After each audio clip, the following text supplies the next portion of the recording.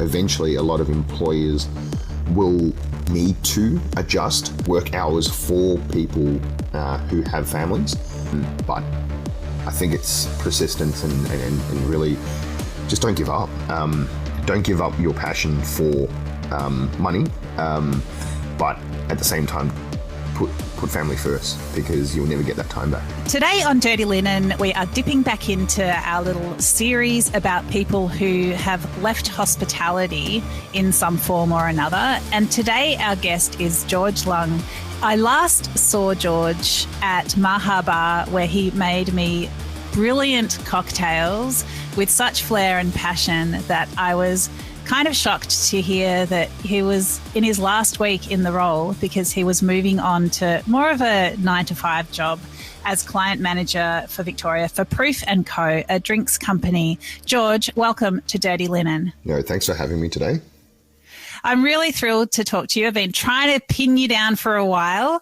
But yeah, tell me about a little bit about yourself. What's your role at the moment and what were you doing before? Yeah, so at the moment I'm working for Proof & Company, which is a Singapore-based company. So we focus on delivering premium spirits to the on and off trade. We have a team that looks after the creativity component, so consulting for restaurants, hotels and bars. So my role is to, I guess, deliver and exceed people's expectations in delivering premium spirits to their business. So I look after brands like Plantation Rum, so under Mason Ferrand, Diplomatico, and also Never Never Distilling Co. Ah, yes. That oyster, the gin that's made with oyster shells? Yes, and you'll be seeing that in society, now. Yeah, great. Okay, and what were you doing before this? Yeah, before this I was a venue manager at Maha Bar. So we had only opened for about 5 weeks of trade before COVID hit. And prior to that I was working in Maha in the CBD. Worked up all the way from a bar backing role to bartending to bar management to restaurant management, like all the way from bottom to the top. And you know, it was an amazing journey that I went through with Shane and the team there. But I guess things had to change after the pandemic hit. Yeah, well, I mean, tell me about your, the life that you've got around your work, and what made you decide to make a change. Hospitality. For most people, it really isn't about how much you make. It's really about the people you work with, the product you work with, and also the people that come in on a daily basis. So it was all about passion. It was all about the drive behind delivering amazing product. Having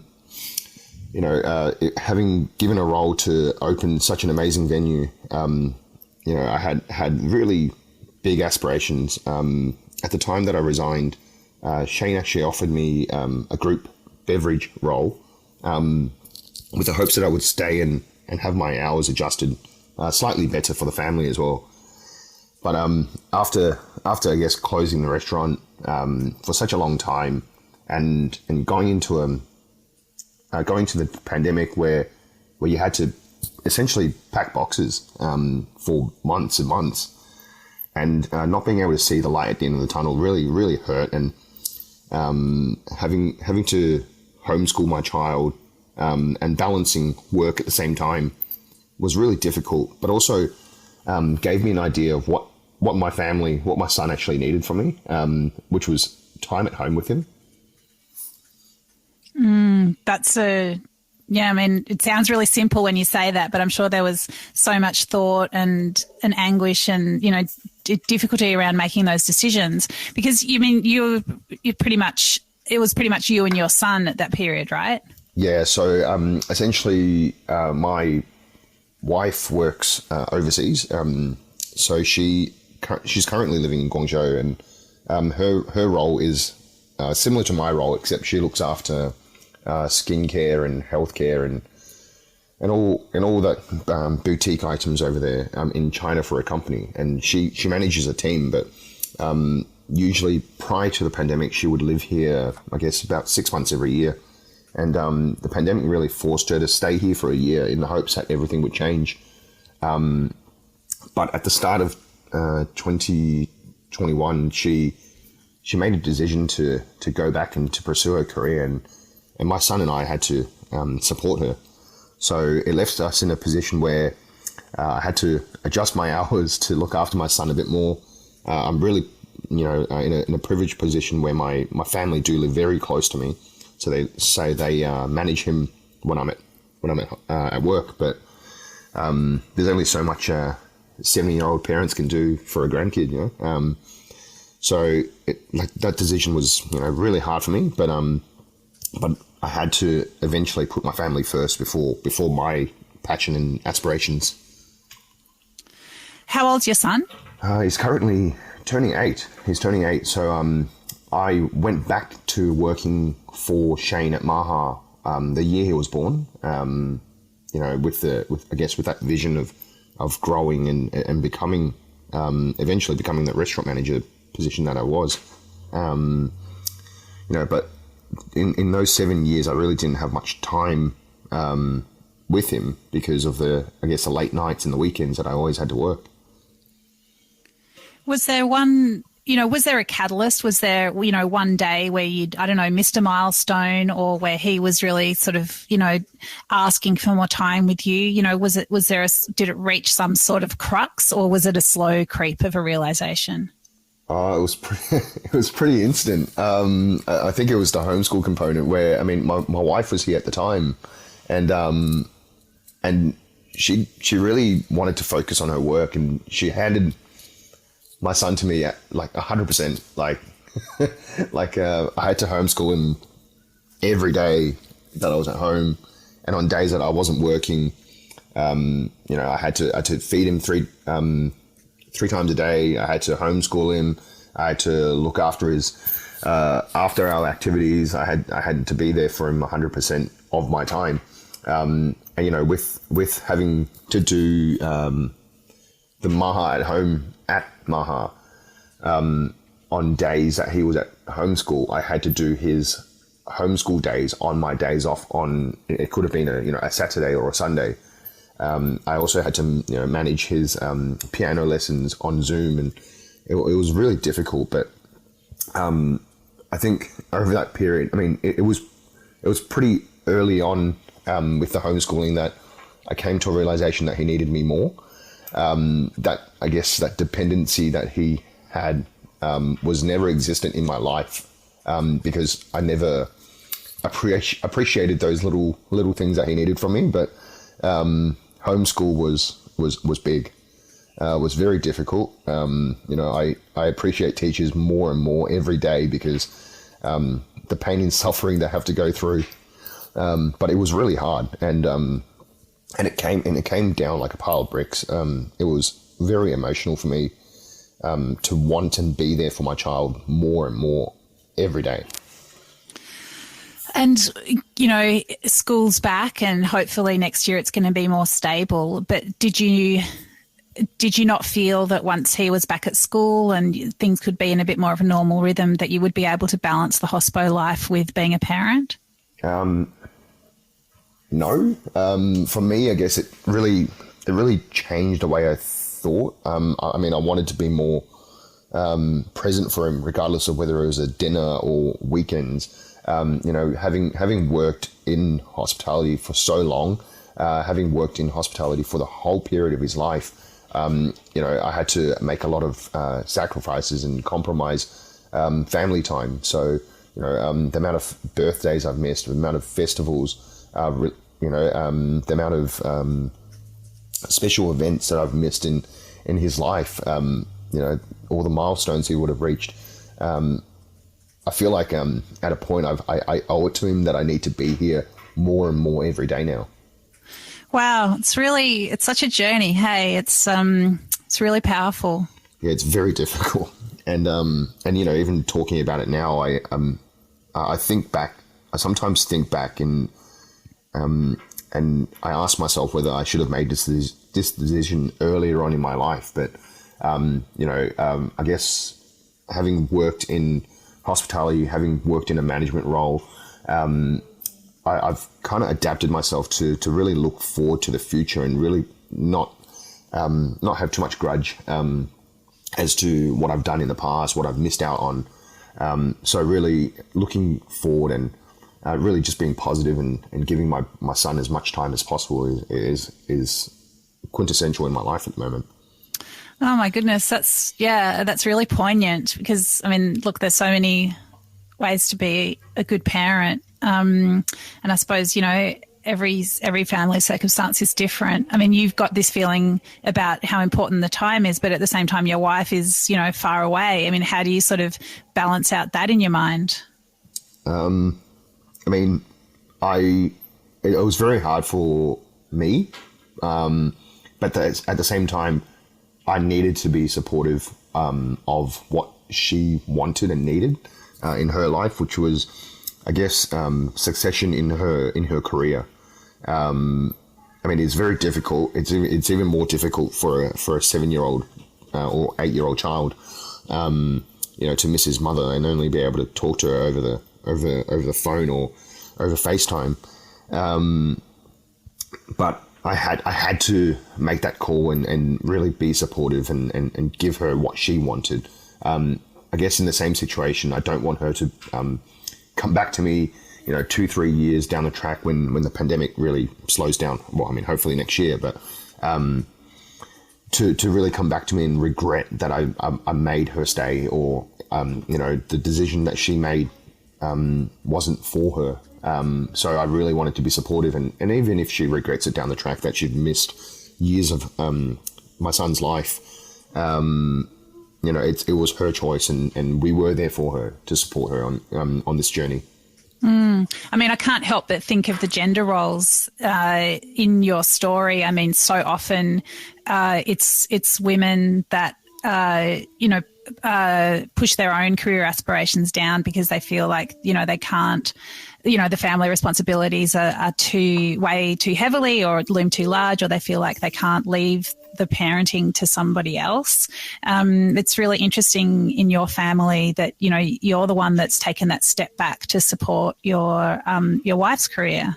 Yeah, I mean, I feel like she also had to do that for the first, I guess, 6-7 years of her life with Hayden as well. So again, I feel like I owe it to her because I was never here. I mean, I still feel like I was never here, and she tells me that all the time, that I was never here. But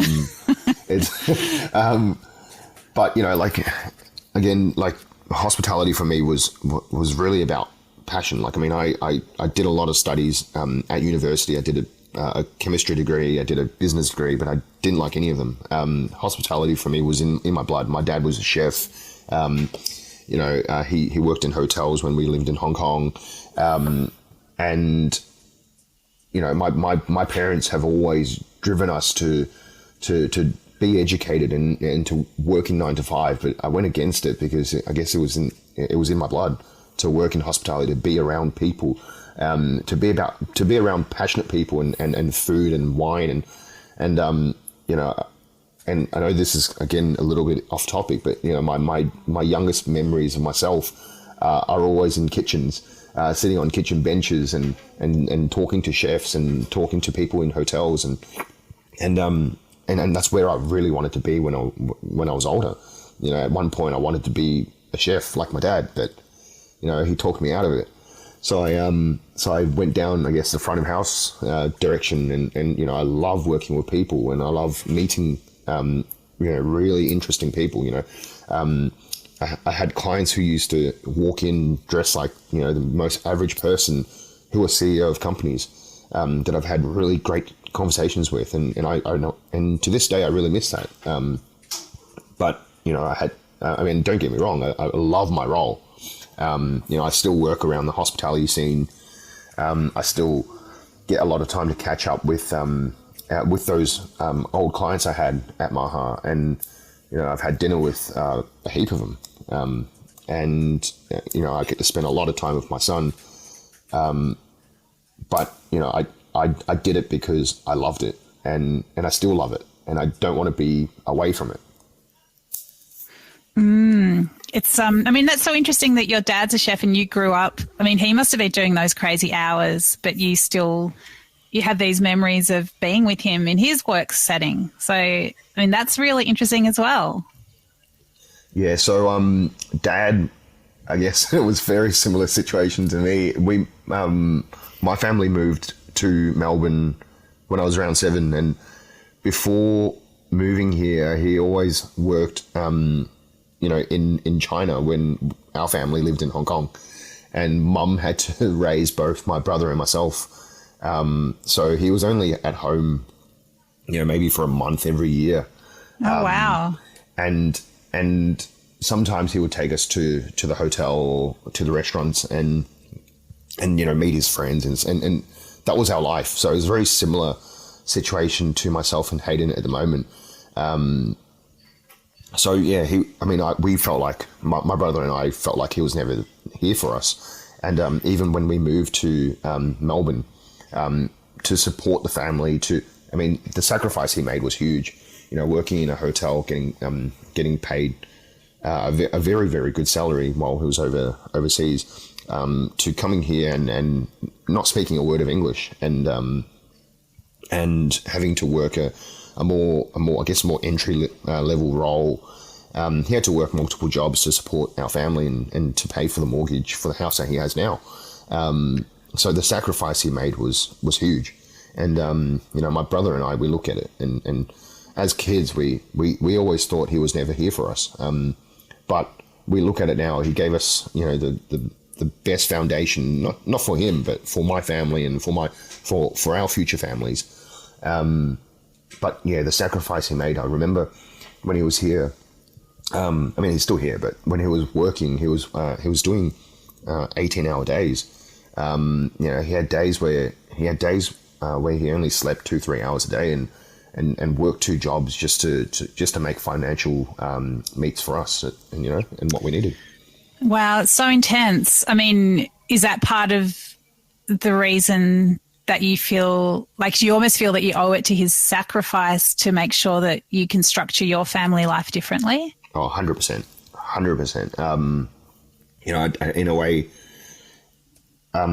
passion can go a long way in a career, but once you come to a realization where you're doing exactly what your dad did, and you feel like you weren't there for your child, you feel like you owe it to your child, and I don't want my son to have, I guess, those memories of me not being here for him, even though I wasn't here much for those 7 years. I want him to remember everything from this year, where I had and still have an ample amount of time with him. I make my way to be with him as much as I can. During the lockdown period, my team leaders were very supportive and told me to take time off to be with him as much as I can. So that kind of support never really happened, and I guess it's due to the scenario. When you're in hospitality, you can't really run a restaurant with a manager down, let alone a staff down. And my team at the moment, they've been really supportive of our family, to a point where, when end of this year, they've given us an extra day off so that we can have a 10-day period off to spend with our family if we take 3 days of annual leave. And again, 10 days off in a row doesn't exist in the hospitality world unless you've taken, a month off and gone home. So it's very different. I mean, there's got to be a way to run restaurants in a way that is a bit more family friendly, don't you think? I mean, it can't just be that people have to choose between restaurant life and family life. Can you see a way that it could be restructured, or do you think that's just how it is? It's a hard one. I think it's possible. Shane was it going towards that direction of, offering me, I guess, that more closer to 9 to 5 role with a couple nights, and don't get me wrong, it was very enticing. But we were also mid-pandemic, not knowing what would happen, let alone a year down the track. We wouldn't know. We didn't even know what was going on, 2 days down the track, with lockdown restrictions coming on and off. For me, I couldn't take that risk. I had to ensure at the time that my family was first and that I could be here as much as possible. But it is possible, but it does require a venue or a group of venues to have a lot of people. And I think when a venue operates on too many people, it gets a little bit messy, because you always have to have a core team where you can depend on, where you they can be there for you when you need them. So working in more senior roles that require you to be on the floor really isn't family friendly, especially when you've got your biggest nights are always your Fridays, Saturdays, and even Thursdays. Just before this, pandemic, Thursdays were the new Fridays. But having to require your staff to work on evenings means 3 dinners at least that you'll miss with your family.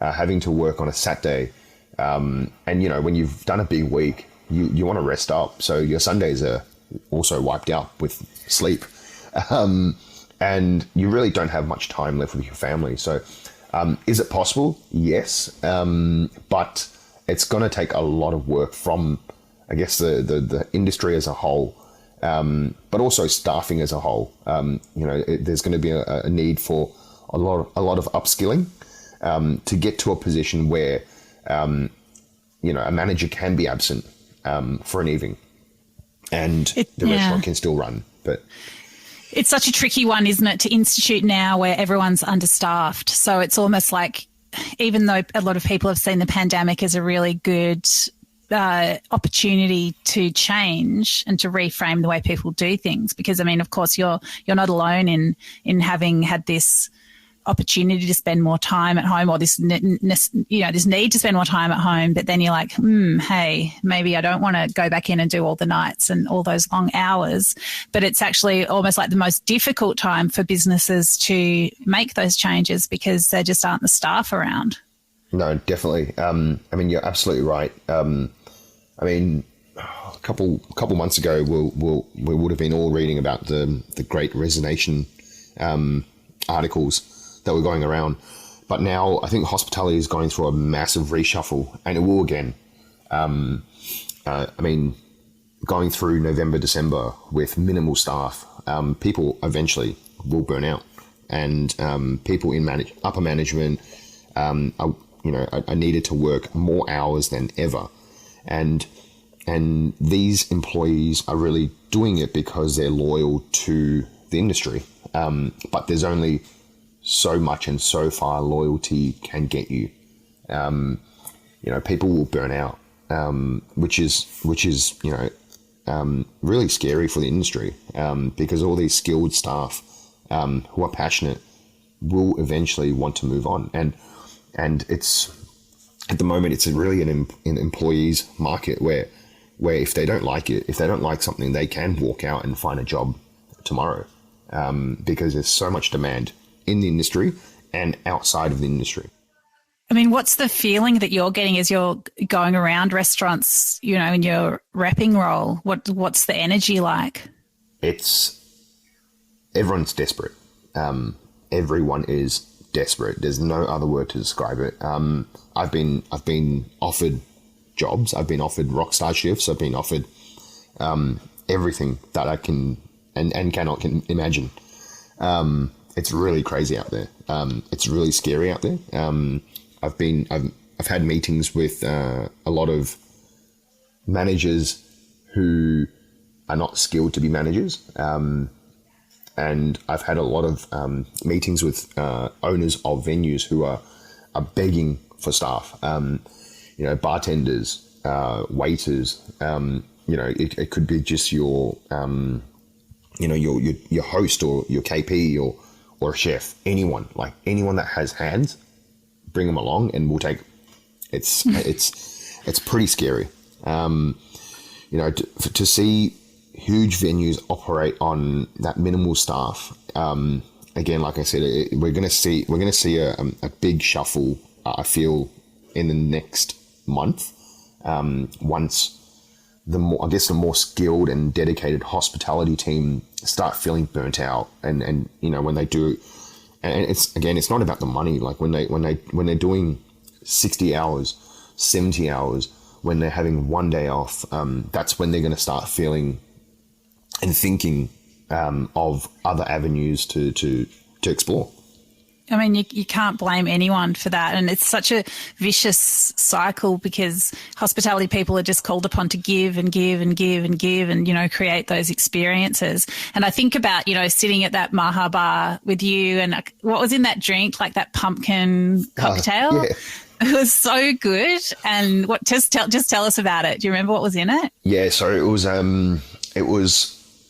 a pumpkin puree cocktail. So it was called a spiced pumpkin sour. So it's in the drink it was bourbon, maple syrup, a spiced pumpkin syrup, and I cut it with some vodka to reduce the state of fermentation, egg white, and some lemon juice, and on top I had to sprinkle some. It was Was it nutmeg? No, it was a freeze-dried pumpkin powder. Oh, that's right. Yeah, and that drink was amazing, but as soon as I left the venue, they had to take it off because I guess the process of producing the ingredients behind the drink was so tedious, and but the drink was gorgeous, and again, at a state where you don't have the skill or staff or anything to produce that kind of quality, it's really hard. So you kind of, a lot of venues, and not that they're doing the wrong thing, they're really doing the right thing to sustain their quality for their clients that are coming in and, upstanding their expectation and trying to deliver. They had to trim back a lot as well. So yeah, it's really noticeable. I mean, and it's the creativity that goes into a drink like that, like even coming up with that as an idea and, really being able to bounce off the menu or work with the chefs and just, have something that really complements what's, the seasons and what's on the menu at the time. So it's the creativity and the conception. But then, as you say, it's all the work in producing those ingredients and not just and knowing when you need to make an adjustment because the pumpkin's extra sweet or whatever it is. It's that sensitivity and responsiveness. But then I think also, George, it's that trust. It's like I would not see that on a menu and go, oh, yeah, got to have that. But to be sitting at the bar and you can tell me about it and I can see that sparkle in your eyes and just, have that connection and that trust. I mean, that is so much a part of making somebody's hospitality experience. And you just think, when staff are less experienced, they, perhaps they're nervous or they're working extra hard or they're too busy to create those connections. It's just, you just do really, just those real hospitality golden moments just kind of slip away a little bit, don't they? No, definitely. I mean, hospitality, regardless of what role you're in, it's about experience, and it's a bit, behind a bar especially, it's very theatrical, and it's really the engagement piece that gets the experience across the line. No one really goes out these days just for the food or the drinks. It's who you spoke to, whether the chef came out and delivered a dish or not. It's that tiny little bit of extra spark that you add in, that really makes a difference in hospitality. And it's not something you can teach someone. It's something that has to spawn within them. They have to work in the role. They have to understand the role. Be taught about the processes. And once they build up their confidence, it slowly molds around their personalities, and majority of the people in hospitality are extroverted because you're customer facing, and it's really something that you build over time. And like you said, like I was super proud of that drink. It was something I really wanted to display. And it's a shame, the state of hospitality at the moment, where it is lacking that, and it's no one to blame, because each and every person, they're trying to do what they're required to, but the managers don't have the time to support, because they're trying to play catch up. They're trying to help your junior section waiters clear tables. They're trying to run a drink out so there's no complaint. They're trying to help the host on the door. Just again talk to the guests and let them know there's a slight delay. Obviously the customer expectation walking into any venue at the moment, it's still there, but venues aren't able to fulfill those expectations as much as they want to at the moment, due to lack of skill, and again it's a snowball effect, because when you don't have the time to train the staff, they don't feel confident, and when they don't feel confident, that passion just disappears, and they feel like they're just there to do a job. And in hospitality, you can't succeed. No venue can succeed with staff members that come in just to do the job. A venue can only be successful, from the leadership perspective. They need to be passionate, and to the management, to the staff, they all need to have that same vision, that same goal, and that same passion to deliver and really exceed people's expectations.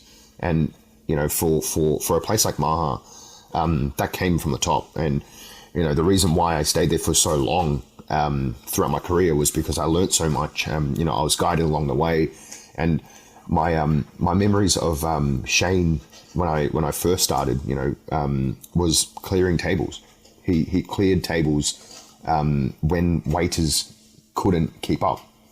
And for me to see an employer do that, it meant, he wasn't just here for the money.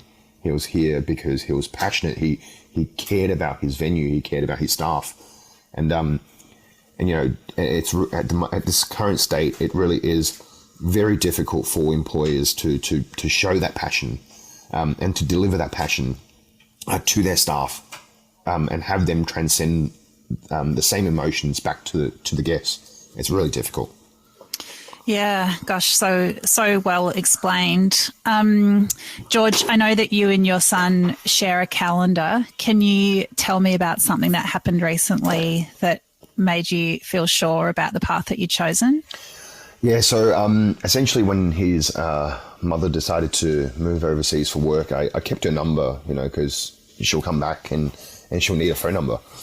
So I gave it to my son with my old phone, and he's got a laptop and an iPad, so he's got everything that he needs to reach out to anyone if he needs anything. And I never taught him how to use a calendar, but he's really into astrology at the moment, and I guess space is something really like his science. I guess science and mathematics is his strength, and he really loves eclipses like solar and lunar eclipse. And just a couple of weeks ago, he calendared me in for a solar eclipse, which is occurring next Saturday. And I flicked through my calendar, which we share as a family, and I had him calendar me in for it, and I was shocked. And well, first of all, I was shocked that he actually knew how to use it, and more, and my heart melted when I saw that, and like, for me, it assured me I made the right decision, because I can be there on that Saturday. For me, regardless of whatever's happening in the world, like my house could burn down, but I would still stand next to him and be there for him. So, no, definitely, it was a definitely assurance that I've made the right decision. Wow, George, it's really, really powerful, everything that you've said. Yeah, I'm super grateful to you for being so open, and yeah, I'm really impressed with your thoughtful decision making. Is there anything else that you'd like to say? I'm I know it sounds really weird, but I'm really thankful for being in a position that can that I can be with my family, and I'm really thankful to DK and Dub Dub, who are my leaders and in Proofing Company. I've never met my direct leader, Dub Dub. He's up in Sydney. He did my interview over Zoom, and to this day, 5 months in the role, almost 6 months in the role, I've never met him, never shook his hand, and I really thank them for instilling the trust in me to look after their brands and business down here in Victoria. And to, I guess, to those people who work in hospitality or aspire to work in hospitality, don't give up. I didn't when I was young, and I pursued what I wanted, and I don't turn back to this day and regret, because of all the people I've met, of all the experiences I've been through, and you just got to hang tight. I mean, it's not just the hospitality industry; it's the healthcare sector. It's the teachers. You hang tight. If you're passionate, if it's what you want to do, hang tight. The light at the end of the tunnel is here. You can see the other side of the grass. It is greener. Eventually, the government, hopefully the government, but eventually, we're going to be in a situation where a lot of venues will close, unfortunately, but we are going to see a lot of uplift and upskilling in the industry, where it will make it easier. And like I said earlier, I think eventually a lot of employers will need to adjust work hours for people who have families. But I think it's persistence and really just don't give up. Don't give up your passion for money, but at the same time, put family first, because you'll never get that time back. Beautiful. Thanks so much, George. It's been so amazing to have you on the show. Really appreciate it. No, thank you for having me on the show. This is the first podcast I've ever done, so no, you smashed it, mate. and hopefully it's not the last. It was really enjoyable. Awesome. Great. Take care. No, thanks, Dani. This is Dirty Linen, and I'm Dani Valent. We air the issues that the hospitality industry finds hard to talk about, hearing from different people with unique perspectives. We want to hear from you as well. If you have something that needs to be said about a topic, get in touch so we can include your perspective. Contact us at dirtylinenat.deepintheweeds.com.au or hit us up on Insta at Dirty Linen Podcast. We can't wait to hear from you. This